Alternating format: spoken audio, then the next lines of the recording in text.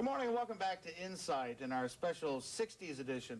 Almost a Woodstock reunion, really, but except we don't have the guys from Woodstock here. It's all local folks.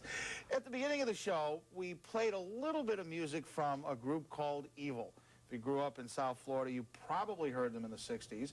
And we're pleased to have with us in the studio today John Doyle, who was the leader of the group Evil. And it's amazing. You don't look evil at all. I'm sorry. I looked at the picture earlier expecting some guy to walk in leathers and stuff. What are you, a lawyer, a banker? What do you do now?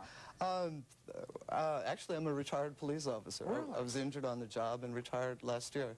The name Evil came from a John Lee Hooker song. It was a rhythm and blues song and predated, I think, the punk thing. And it's hard to live down in my family today, but it was a rhythm and blues song that gave us a name. When did you get in? How young were you guys when you started? I was 15. I moved down here from New England, and I was the only kid in Southwest High with long hair, and so I became the lead singer. No other qualifications. Now, didn't you tell people you were British? People assumed it. I had a very deep English or New England accent, and I just let them assume it, and yeah, and a good night I'd reinforce that. So there was well, you said you were the only kid at the high school with the long hair. Jeff, hold that up. You've got a clip there. Sure. You ran into trouble for that. I mean, this gave you problems in school. I served a suspension, indoor suspension for my whole senior year. Let's take a look at that. All right. If we can get a picture of this.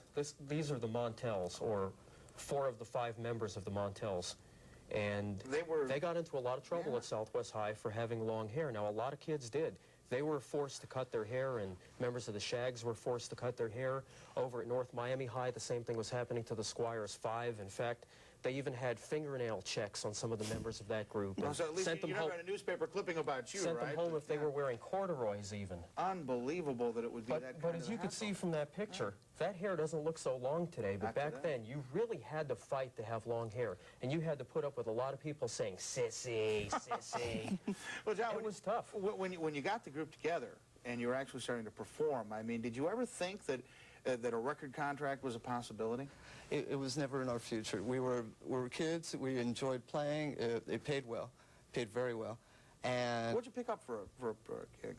On a good night, $100 a man, and that was great money. Good money in the 60s, at the time. Yeah. And but as far as going national or a record contract, never. It never occurred to us. It was a dream, but a passing dream. But it happened. It happened, unfortunately, almost. Well, tell me about that. The lead player in the band happened to have a grandmother who had some money. She lent us $1,400, and we covered a song. We went to the studio and covered a song, never just intending for local play. And somehow Capitol Records heard it and bought it, picked it up. Now, that's like everyone's dream, and you figure that's instant stardom. You guys are on your way to Hollywood. The next thing we're going to know, you're going to be on the cover of the Rolling Stone, right? Almost. If a local talent agent hadn't insulted our drummer, we may well have made it that far. But we were upset, and we broke up.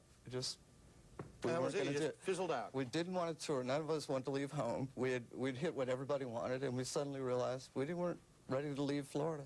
But it was special being a part. I mean, and of course, Jeff details your story in the book, but it was being a part of a special scene. You just didn't want to get out of that scene? It was wonderful while we were doing it, but I guess at the time, rock and roll had not been around long enough for people to have aged in it, and we never considered ourselves. We never thought of what it would be like to age into it. We were 16 and 17 when we signed. Now look at Mick Jagger today. I mean, he's a grandfather almost. I mean, look how he aged into it. You could have made yourself a lot of money. Ever have any regrets? You didn't follow it through? Not until the book came out, as a matter of fact. Had I known that anyone knew about us, perhaps another year. We might have played another year. But you would have had to have been there. It was a lark. What do you think of the book? I've read through it. I mean, one of the things we haven't talked about is just the lists of the records that the local groups did, that professional groups did. It's almost not only an interesting book to read, but a collector's work as well. It sort of puts you into cult status. where I belong, I guess. They've been in cult status for a while, whether he realized it or not. I mean, there was a big fandom movement in the 70s by people who were really into 60s garage bands, not just South Florida, but all over the country. I was part of that fandom movement as well, and it was really started as a result of our repulsion of the 70s music that was being forced down our throats by radio. And so we started seeking out some of these old 45s. And a lot of people started putting them on compilation albums, and it got to the point where Evil wound up on several compilation albums. Lots of South Florida bands did wind up on them, and there's a lot of interest in hearing their stories, which is what I found out from my writing a couple of articles. All of a sudden, a lot of people all around the country, and even in England and Germany, were asking me, when's the book coming out? Sure. Yeah, they all wanted to get the inside scoop on all these people, and they've achieved cult status, much more than they had when they were together. In the minute we have left, I'd like to talk about what happens now. We talked about how the scene was starting to come back. Now, we talked about a group earlier, Nuclear Valdez, who has a record album and still has to work their day jobs because they haven't made it big yet. Is the scene coming back? In a lot of ways, the scene has come back, and there are a lot of ways in which it has not.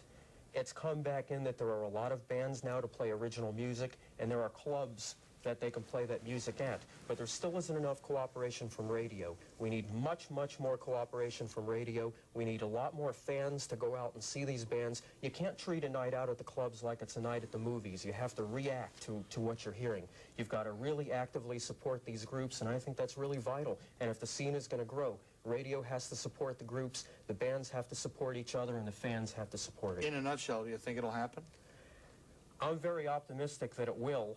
But then again, I've been optimistic before that it will. But I think everybody has to stay optimistic about it. Keep forming bands and keep supporting each other and keep going out and seeing the groups. You know what? I always tell people, you don't have to spend $6 to see a bad movie. You can spend $3 and go to Churchill's Hideaway and see 2 good bands. That's a great value.